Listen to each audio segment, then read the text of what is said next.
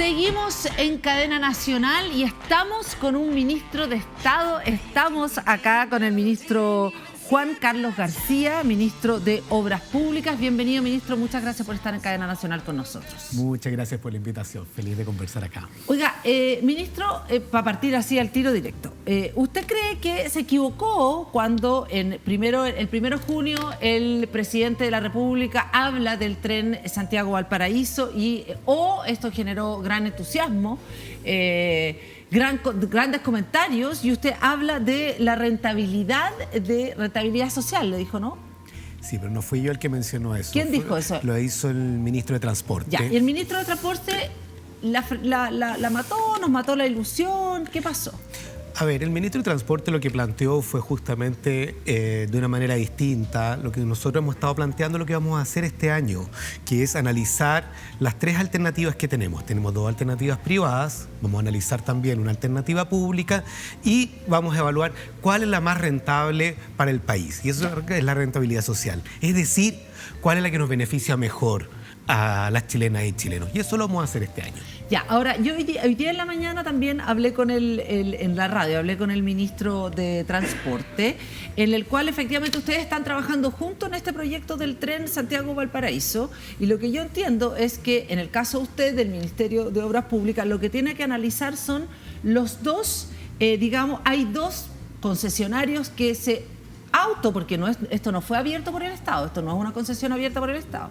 Hay dos concesionarias, una china y otra de origen española, que han pensado trazados y le han presentado a los gobiernos, porque este no es el primero, sino que ya lo han presentado antes, esa opción Santiago-Valparaíso.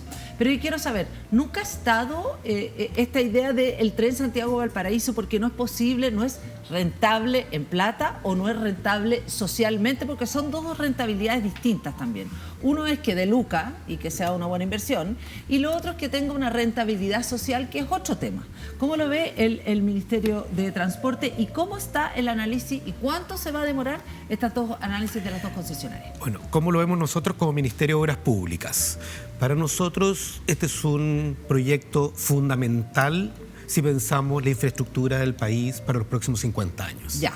No es para hoy. Son del tipo de inversiones que tienen que mirarse en el largo plazo. Quizás uno de los problemas que tenemos hoy día de congestión en las ciudades es porque no tenemos que pensar en 4 años para ver la infraestructura. Nosotros nos gusta pensarla en 50 años. Y la invitación que está haciendo el presidente es justamente esa. Es cómo damos alternativas a nuestra movilidad para darle a las futuras generaciones más calidad de vida y más sostenibilidad social y ambiental. Y en ese sentido, hoy día existen lo que se llaman dos iniciativas privadas. Sí, pero para que quede muy claro, esta va a ser una decisión de gobierno. El gobierno impulsará el tren. Tiene propuestas privadas que podrá acoger o no, y tiene un estudio, una posibilidad de una propuesta pública con un trazado distinto.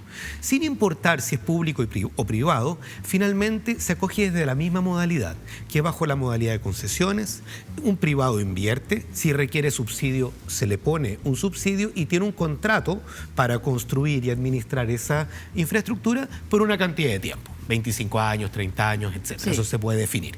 Por lo tanto, en esa perspectiva, es como vamos a trabajar nosotros en este proyecto, donde la diferencia con las administraciones anteriores es que hoy día es un proyecto de país, que queremos hacerlo con urgencia y le estamos poniendo fecha. Ya, y la fecha es, ¿cuándo es la fecha para definir si estos dos consorcios funcionan o no funcionan, o son interesantes, o son atractivos, o pueden cambiar las propuestas? ¿Cuánto tiempo es? ¿Un año, 6 meses? No. Este año nos hemos comprometido con el presidente a definir el trazado. ¿Ya? ¿Ustedes van a definir? Sí, nosotros vamos a definir el trazado. ¿El gobierno? Por supuesto, esto es un proyecto de Estado. Los privados pueden entregar propuestas, pero los privados no planifican la infraestructura del país. La debe planificar el Estado, donde las iniciativas privadas son un insumo importante. Y este año vamos a definir cuál va a ser el trazado, El próximo año haremos los estudios correspondientes para Perfecto. preparar la licitación y durante la administración del presidente Boric vamos a licitar el contrato propiamente tal de obras. Ya, o sea, los privados en el fondo se adelantaron, se fueron así como por la suya y digamos, ellos van a entrar en la medida que ustedes tengan una licitación, no en base a las ideas de los privados, eso para entender. Efectivamente, en el sistema de concesiones pueden entrar tanto iniciativas públicas como iniciativas privadas. Ya. Cuando hay iniciativa privada, el Estado evalúa si es pertinente o no para los intereses públicos y se acoge como una iniciativa más. Acá hay dos, esa es la particularidad, Sí, claro. y estamos analizando esas dos más una posible tercera. Y aquí hablando de lo público y lo privado, igual es importante, y también hablamos la otra vez de lo mismo hace unos días atrás, cuando yo le preguntaba con respecto, y aquí lo quiero meter en el tema de las concesiones, que es un tema que está muy, las concesiones de las carreteras también de nuestro país, que es un tema que vemos permanentemente nos golpea por una u otra razón, o porque el TAC, o lo que pasó la otra vez, por ejemplo, que hubo gente que estuvo estancada en una carretera durante, ¿cuánto? ¿14? 12 horas. 14 horas. Después, por ejemplo, lo que está pasando ahora con la pirámide, o sea, por nombrarle algunas cosas, pero hay multiplicidad, cada uno en su región debe tener lo mismo, la falta de conectividad de uno u otro lado, pero el tema de las concesiones permanentemente, lo caras que son, etcétera, etcétera. ¿Existe un plan en su ministerio que tiene que ver con estudiar los contratos? Es decir, como hacer una suerte como de auditoría de los contratos de las concesiones de las autopistas, ver si realmente están conforme a cuánto tiempo más vamos a estar así, porque como que uno tiene la sensación de que hemos pagado tanto, que todo es tan caro, y como la seguimos pagando. ¿Cuándo vuelven al Estado? ¿Van a volver? ¿No van a volver? ¿Cómo ve esa parte? Bueno, nosotros estamos con un plan un poquito más ambicioso que eso. Las concesiones es un modelo que ha sido muy bueno para adelantar inversión que si hubiese sido pública. Recién este año la Ruta 5 habría estado llegando a Puerto Montt. La concesión tiene dos partes. Tiene una parte que es la inversión misma de la obra y tiene otra parte que es la mantención de la pista con todos los aspectos de seguridad, etcétera, etcétera. Pero vemos que después de esta cantidad de tiempo, también este modelo que fomenta la asociación público-privada tiene falencias bien importantes. Y una de las falencias, a nuestro entender, más importante es que el Estado se restó de su rol fundamental, que es resguardar el interés público. Me dicen, ¿cómo? ¿Cómo se restó de resguardar el interés público si hay un contrato que se cumple? Lo voy a plantear en tres maneras. La primera es que cuando hablamos de una concesión, efectivamente algunos contratos tienen unas alzas de tarifa progresivas en el tiempo demasiado altas. Nosotros vamos a revisar. Es que son tantos los contratos, pero muchas de ellas tienen, además del IPC, que es lo natural, Sí. que le ponen un porcentaje adicional. ¿Ya? Y ese porcentaje adicional lo tienen algunas autopistas urbanas y otras carreteras, hace que finalmente el peaje crezca más que el salario de las personas. Y eso no puede ser. Súper caro. Para eso nosotros vamos a adoptar una política tarifaria que tiene dos objetivos. La primera es que las concesiones primero tienen que ser solidarias. No puede ser esto de que rásquese cada uno con sus propias uñas. Es mi auto, yo manejo y pago por lo que yo uso. Acá hay externalidades negativas, pero también hay lugares donde pasan menos autos. La idea es que todo Chile tenga un valor de tarifa similar. ¿Ya? Hoy día, por ejemplo, la ruta de Litata, en Concepción, es la ruta más cara de Chile. Carísima. ¿Cuánto es? Está en 4.700 pesos. ¿Ya? ¿Ya? Es el doble que muchas otras. ¿Por qué? Porque se pensó que esa carretera tenía que pagarse solamente por los usuarios de esa carretera. Las autopistas, algunas generan excedentes para el Estado, otras son subsidiadas para el Estado. Lo que estamos planteando nosotros es que el rol del Estado es que los chilenos no podemos ser de primera o segunda categoría dependiendo de la cercanía que tengamos con Santiago. Ya, pero ¿cómo hace esa mega transformación? Porque eso es cambiar todos los contratos y todo el rato que uno habla con respecto a los concesionarios y porque el TAC dice, no, es que los contratos hay que respetarlos. No es que existen solamente, muchos contratos. estamos primero periódicamente renovando concesiones que po. se están acabando su ciclo y en este caso implementamos inmediatamente una nueva política tarifaria. La segunda cosa es que en algunos casos donde tenemos contratos que todavía tienen bastante tiempo por delante, también podemos hacer ajustes para que tengan tarifas más adecuadas para el recorrido que se van a hacer. Es algo que sí se puede hacer, es algo que podemos implementar ahora de manera progresiva, pero no vamos a esperar a que terminen todos los contratos. ¿Ya? Vamos a empezar desde ahora. Por ejemplo, las nuevas relicitaciones queremos que sean con un contrato justo. Un contrato que se haga cargo de las externalidades que significa también usar un auto y una carretera, pero también que sea lo suficientemente justo para que no peguen demasiado fuerte en el bolsillo. ¿Cómo han sido los contratos antes? ¿Cuál ha sido el espíritu de los contratos antes que hemos hecho con las concesionarias? ¿Qué? Salvo en el primer Porque usted habla de ejercicio... contrato justo, que Sí. le está poniendo digamos, un adjetivo ahí. ¿Cómo eran los contratos antes? Mire, el primer ejercicio de concesiones que impulsó el presidente Lagos cuando era ministro, él se preocupó de que toda la Ruta 5, sin importar la cantidad de flujo de vehículos que tuvieran, todos los peajes costaran lo mismo. Eso significa que no había desigualdad territorial. Es decir, un peaje en Puerto Montt costaba lo mismo que la salida sur de Santiago. En la salida sur de Santiago pasan mucho más autos, por lo tanto es una ruta más rentable que la Ruta 5 cuando llega a Puerto Montt. Y ahí se genera una política más bien solidaria de las tarifas a nivel nacional. Nosotros estamos apuntando en esa línea. Después, poco a poco, empezaron a verse cada uno de los contratos por separado.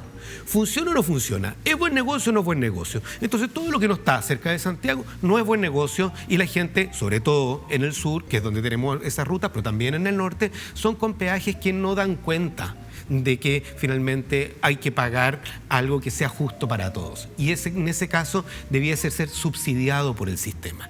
Nosotros creemos que por eso es un sistema que tiene que estar liderado desde el Estado, donde el Estado resguarde la mirada nacional de una infraestructura que, por una parte, cumpla con el rol de conectar Chile. Segundo, a precio justo. Y tercero, que no hemos hablado de eso, que sea buen vecino. Porque también hay otras personas que son los impactados por la infraestructura y normalmente cuando hablamos de los peajes no nos acordamos de aquellas personas que están impactadas también por ese lugar. ¿Y qué es lo y eso que requeriría una institucionalidad, una suerte como de superintendencia de no sé qué, algo así?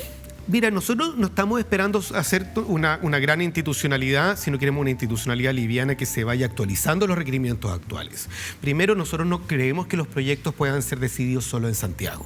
Tienen que tener una participación activa en las regiones. Y ya estamos trabajando en eso. Estamos trabajando en este momento en la región del Biobío, en la región de Valparaíso. Ahora vamos a partir el trabajo con Coquimbo, con la región metropolitana y con los ríos, para ir definiendo justamente no solamente la cartera de proyectos que van a estar en concesiones, pero sino algo mucho más concreto.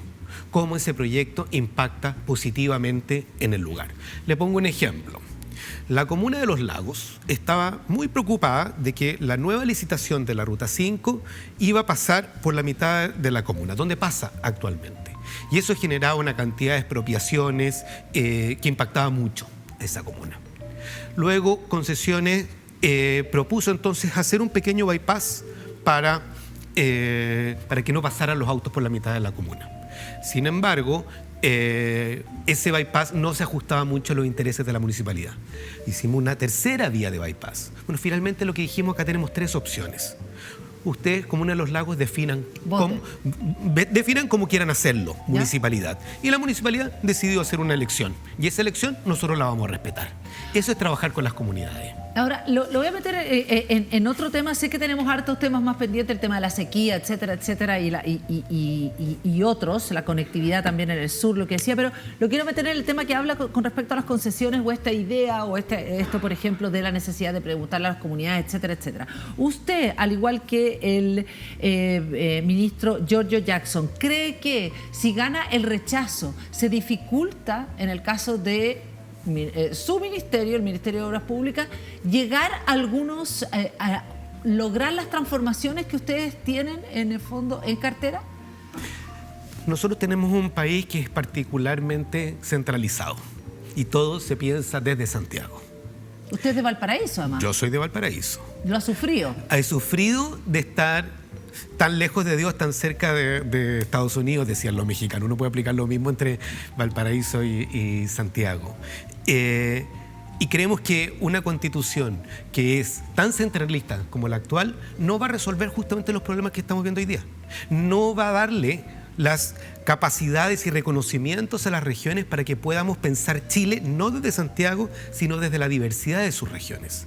Y creemos que una constitución que reconozca las regiones como un pilar fundamental del desarrollo es una base para hacernos cargo de una gran cantidad de dolores que tienen los chilenos, que no están solamente en Santiago, están en todo Chile.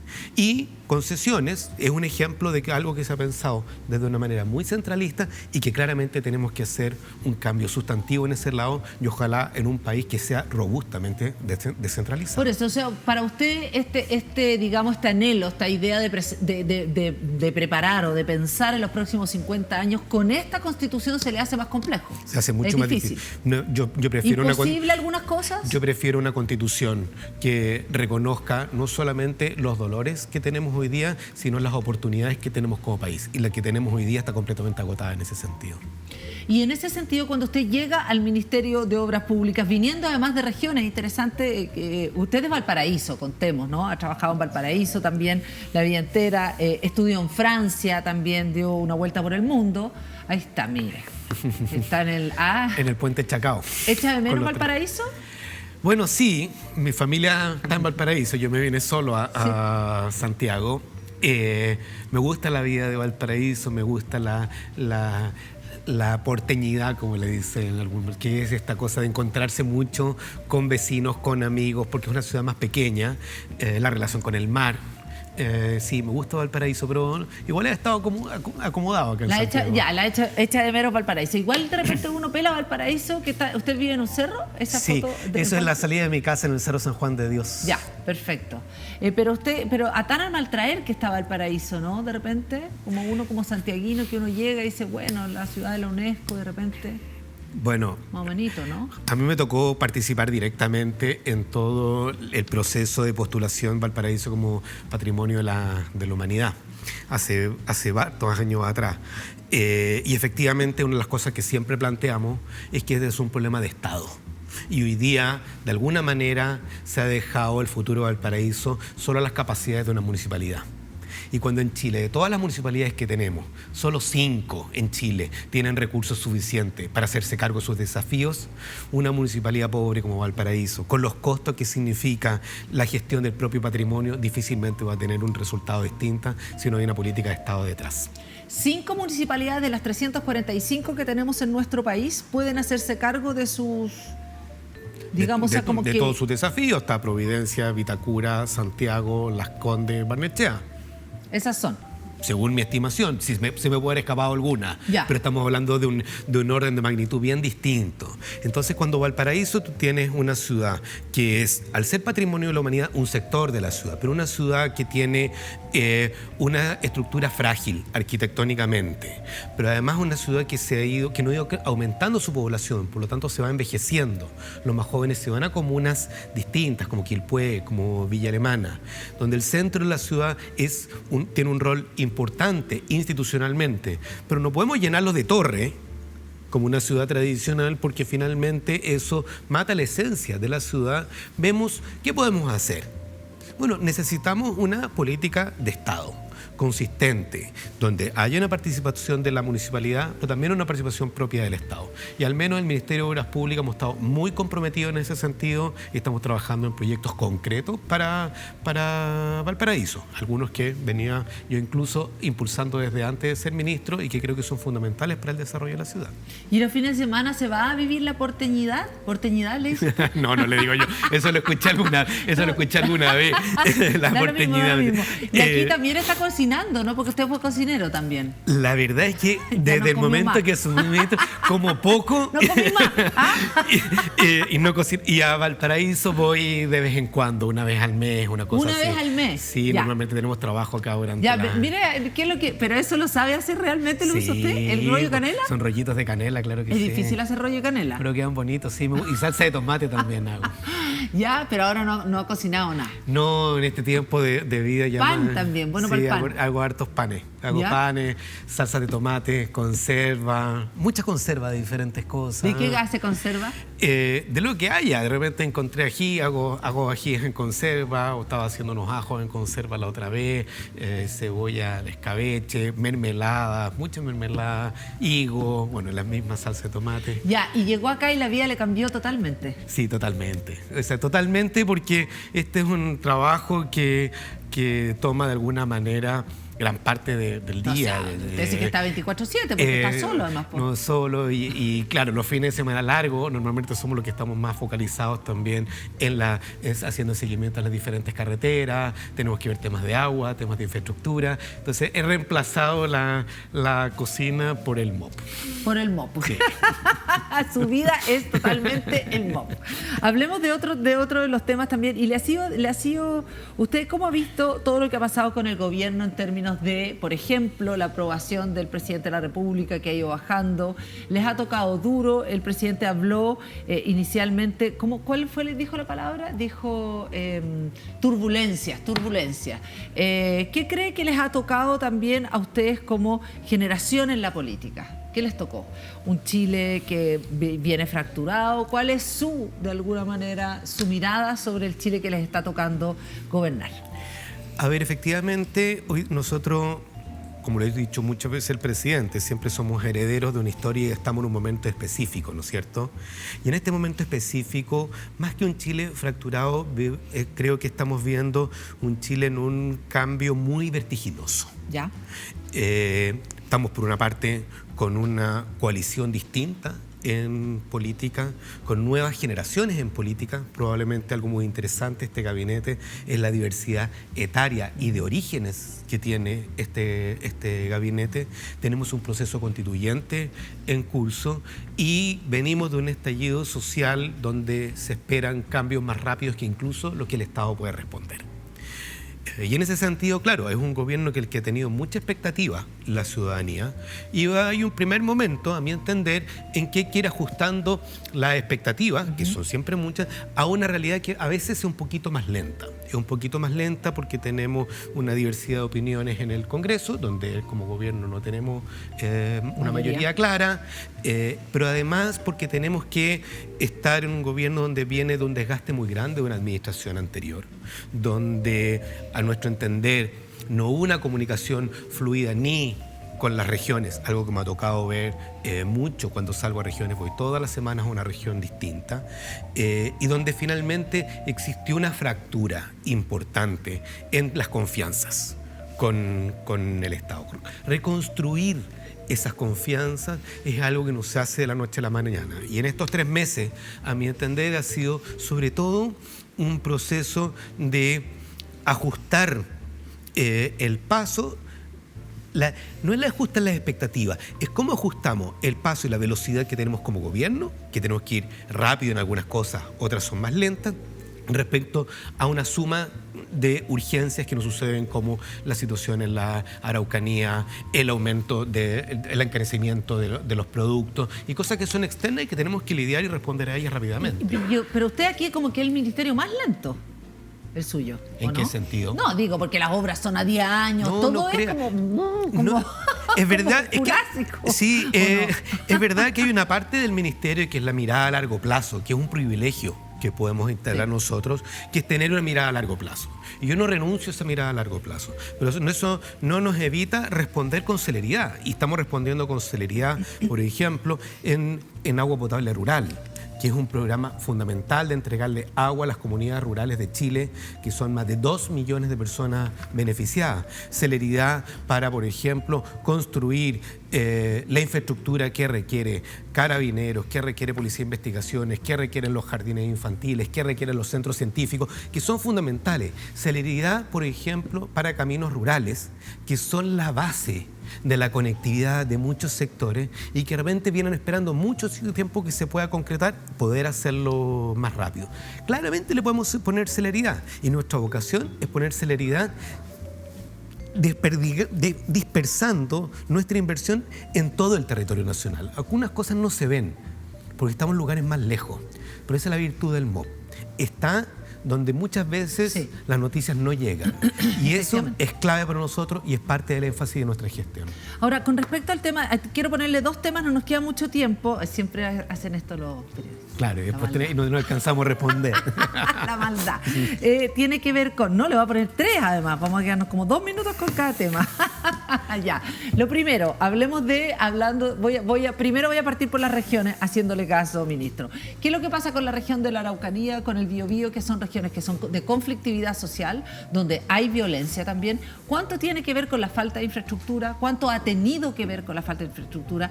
¿Qué planes tienen específicamente para esas regiones donde hay atentados, donde muchas veces no se puede circular por distintas razones, etcétera, etcétera? ¿Qué hay concreto para esa zona, y si el presidente le pidió celeridad y atención principalmente también a esas regiones?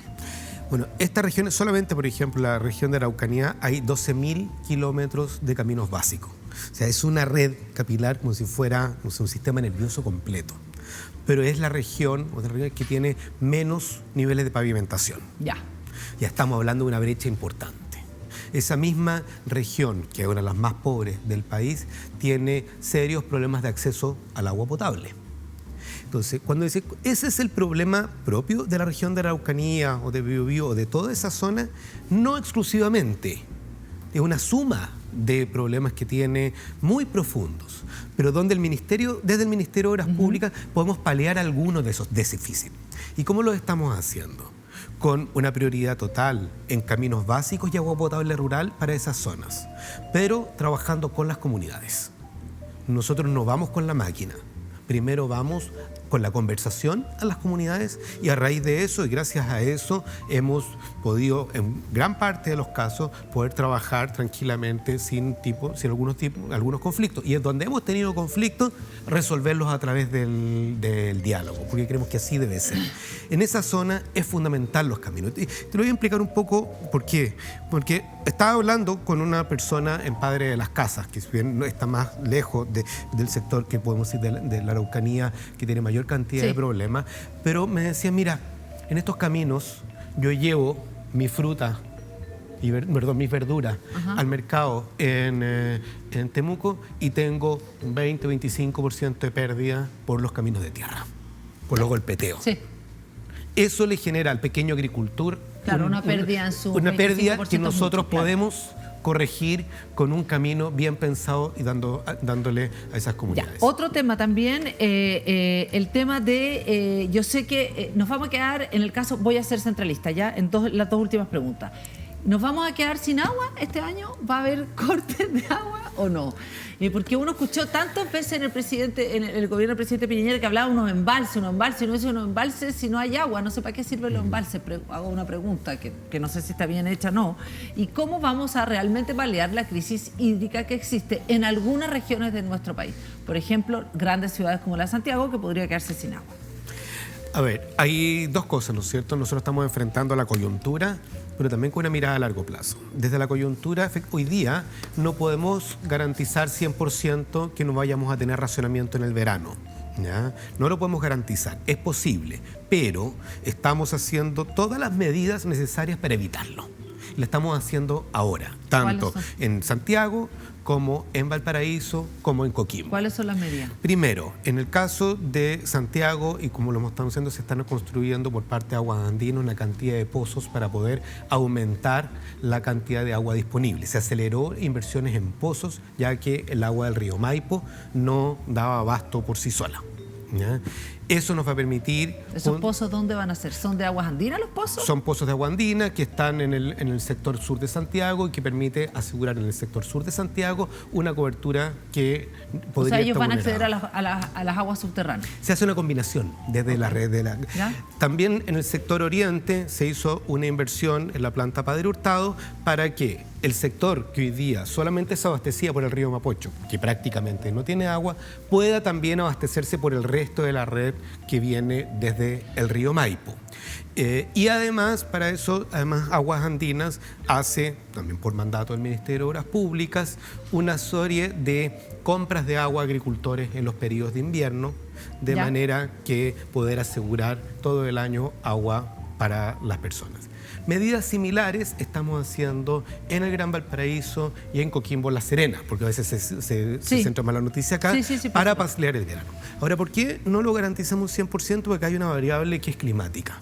Que todo es muy importante saber cuánta nieve se acumula este invierno en la cordillera. Ya, pero poquita, pues. Si ya pero estamos partiendo, pero puede ser suficiente para, además de estas otras medidas, podamos llegar a marzo y abril del próximo año. Claro, pero eso ya se va a acabar, digamos, efectivamente aquí no va a llevar tanto más. Es que eso es en el corto plazo. En el mediano plazo sí que estamos atrasados como país y le estamos poniendo el acelerador en medidas que son complementarias. Aquí no hay una bala de plata, no, mira, solo con reutilización de agua. ¿Pero cuál? Tenemos, por una parte, estamos analizando las plantas desaladoras, la reutilización de aguas y un sistema de eficiencia hídrica hoy día, sobre todo en la industria.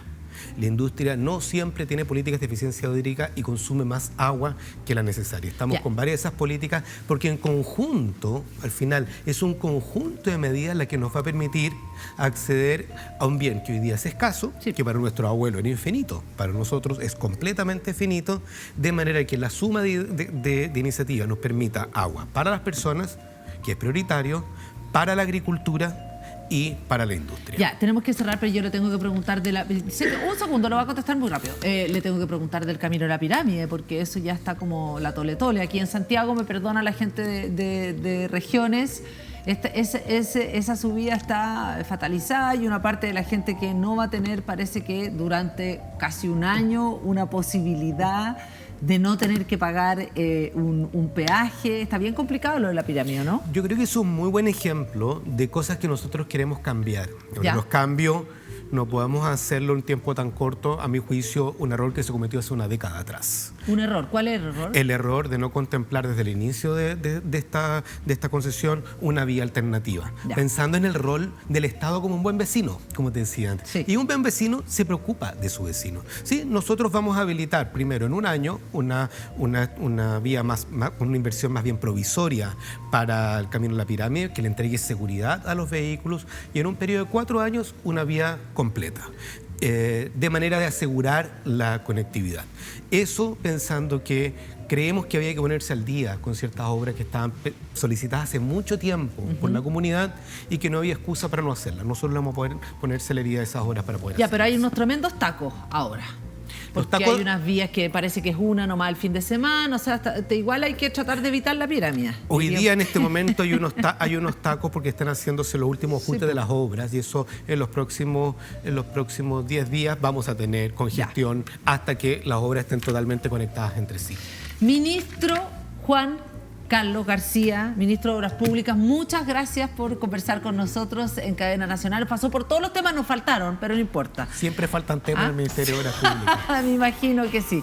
Bueno, y le deseo además que la porteñidad, me encantó esa parte de la porteñidad. ¿Cómo será vivir la porteñidad? Nunca la he vivido, hay que reconocerlo. Muchas gracias, ministro, por estar aquí en Cadena Nacional. No, encantado. Muchas gracias por la invitación. Y nosotros seguimos con más Cadena Nacional. No se vaya, estás en Día X.